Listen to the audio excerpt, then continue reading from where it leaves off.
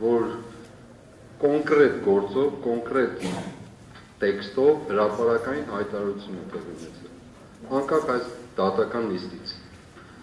Հրապարակային հայտարարություն է տեղի ունեցել մամուլի միջոցներով, փաստացի հրապարակային հայտարարություն է տեղի ունեցել այս դատարանում, ինչպես մեկ նիստ առաջ իմ պաշտպանի կողմից եւ այսօր էլ մյուս պաշտպանի կողմից։ Առ այն, որ այս գործում առնվազն գոյություն ունի նենգա փոխում իրադրությունների, դեպքերի, խոսքերի։ Սա հստակ արձանագրված փաստ է։ Մսս այս հրապարակային արձանագրումին ես կարծում եմ, որ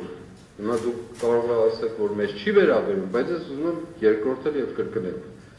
Այս հրապարակային արձանագրումներին բացարձակապես ոչ մի իրավական հետապնդում, հետաքրքրություն, լինի դա մեղադրողների կողմից, լինի դա իրավապահ համակարգի այլ իրավասու մարմինների կողմից տեղի չի ունեցել 2 ամսից ավելի, հաստատի հանցագործության մասին այստեղ հաղորդում է տրվել։ Եվ սա ուզում եմ այս պահին ես արձանագրել, որ մենք, այո, պաշտպանները մեր հանցագործության մասին հաղորդում են տվել եւ հիմա ես հրապարակային նորից եմ կրկնում դա։ Եվ հրապարակային էլ ասում եմ ամենայն պատասխանատվությամբ Հայաստանի Հանրապետությունում գործող գլխավոր դատախազ եւ քննչական կոմիտեի ղեկավարները ստախոս են։ Սրա համար պատասխանատվություն կենթարկել ես իմ հայտարարությունն արեցի հանցագործության մասին, եթե ես իմ հայտարարությունը ուրիշ գործի արդյունք կլինի, խնդրեմ, պատրաստ եմ նաև այնտեղ դատորության մասնակից։ Ներողություն, որ այլ կերպով խոսեցի, բայց իրականության արձանագրում է։ Շնորհակալություն։ Ուրեմն դատարանը իր որոշումը կայացրեց։ Դատարանը չի կարող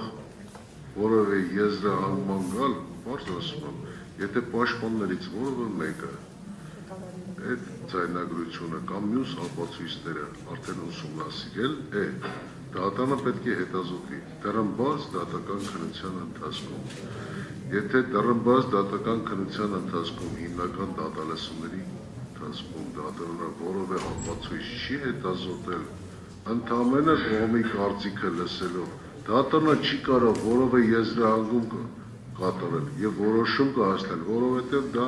կդիտի արդեն կողմնապահություն։ Ես մի բան էլ ասեմ, էլի ձեզ, ինչ որ վերաբերում է հանցագործության մասին հաղորդումներ կայացնելու, խնդրեմ